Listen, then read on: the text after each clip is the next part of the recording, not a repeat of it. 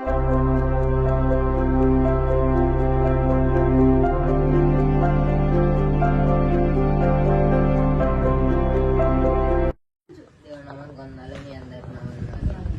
వచ్చిన మీ అందరికి నా వందనాలు.